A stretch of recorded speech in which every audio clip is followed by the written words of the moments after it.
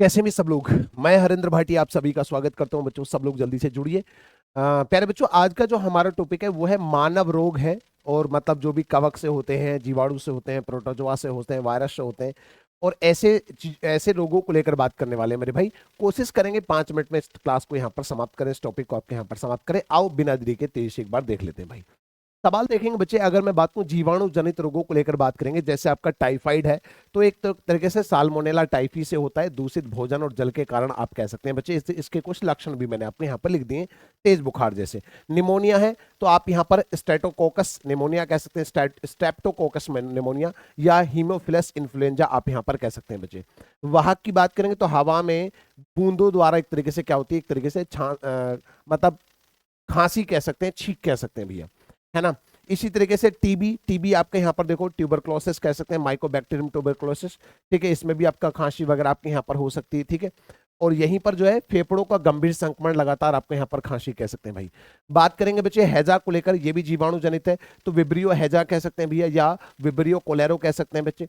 दूषित जल भोजन या घरेलू मक्खी के द्वारा आपके यहाँ पर फैलता है, गंभीर उल्टी दस्त आपके यहाँ पर होते हैं, है ना। यहीं पर आपके टेटनस को लेकर आपसे बात करें भैया, तो इस तरीके से याद रखें, क्लोस्ट्रीडियम टेटनाई आप कह सकते हैं बच्चे। घाव का संक्रमित मिट्टी से संपर्क आप कह सकते हैं भैया, मतलब जो आपका चोट वगैरह लग जाती है तो अगर मिट्टी उसमें लग जाती है तो तब आपके यहाँ पर टिटनेस वगैरह आपके यहाँ पर हो सकती है।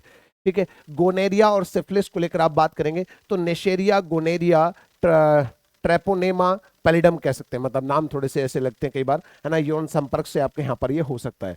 ठीक है, आगे बात करेंगे बच्चे, सामान्य जुकाम जो होता है तो राइनो वायरस कह सकते हैं। संक्रमित व्यक्ति का संपर्क या छींक की वजह से आपके यहाँ पर ये फैल सकता है। नाक बहना, गले में खराश, है ना, 3-7 दिन तक रहता है, फेफड़े संक्रमित नहीं होते, इस बात को याद रखना। पोलियो की बात करेंगे, पोलियो वायरस है, दूषित भोजन और जल के कारण होता है, इस बात को आप याद रखना।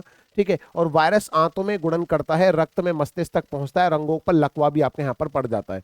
हेपेटाइटिस की बात करेंगे तो हेपेटाइटिस ए बी सी 3 प्रकार का होता है। ये दूषित जल से हो सकता है, शारीरिक मतलब एक तरीके से तरल पदार्थ की वजह से आप यहाँ पर कह सकते हैं भैया। तो यहाँ पर भूख ना रखना, पीली त्वचा, आंखें, गहरा पीला पीला मूत्र हो जाता है बच्चे, एक तरीके से बढ़ा हुआ लीवर कह सकते हैं भाई। इसी तरीके से डेंगू है, डेंगू वायरस से होता है, मच्छर से कह सकते हैं, इसका वाहक कौन है, मच्छर कह सकते हैं। अचानक तेज बुखार हो सकता है, आंखों के पीछे दर्द हो सकता है, रक्तस्रावी डेंगू में आंतरिक रक्तस्राव हो सकता है, काला मल, त्वचा पर लाल धब्बे पड़ सकते हैं बच्चे। वैसी एड्स की बात करेंगे तो एचआईवी वायरस है इसका, और यौन संपर्क और संक्रमित रक्त के कारण आपका हो सकता है। प्रतिरक्षा प्रणाली का पतन हो जाता है, शरीर संक्रमण से लड़ने में एक तरीके से क्या हो जाता है, कमजोर हो जाता है। छोटी माता या चिकन पॉक्स कह सकते हैं, तो वेरिशेला जोस्टर कह सकते हैं, वायरस है ये, VZV कह देते हैं, सीधा संपर्क या हवा से एक तरीके से बूंदे कह सकते हैं, पूरे शरीर पर दाने और खुजली जैसी त्वचा आपकी यहाँ पर हो सकती है। बात करेंगे बच्चे मलेरिया की, बात करेंगे तो प्लाज्मोडियम फाल्सीपेरम कह सकते हैं भैया, मादा एनफ्लीज मच्छर से आपका होता है ना। 3-4 दिन में ठंड के साथ तेज बुखार हो सकता है। हीमोजोइन एक तरीके से विष का श्राप कह सकते हैं। अमीबियासिस कह सकते हैं बच्चे, तो एंटी अमीबिया हिस्टोलिटिका आपके यहाँ पर कह सकते हैं भैया। घरेलू मक्खी इसका कैरियर है, अगर देखा जाए दूषित भोजन या जल के कारण भी हो सकता है। अगर कृमि रोगों को लेकर आपसे पूछा जाए तो आपके यहाँ पर एस्क्रियासिस कह सकते हैं बच्चे, जो कि एस्क्रिस लुब्रिकोइडस है ना, आप यहाँ पर गोल कृमि है जिसकी वजह से होता है। इसका वाहक है दूषित मिट्टी, जल और पौधे कह सकते हैं बच्चे।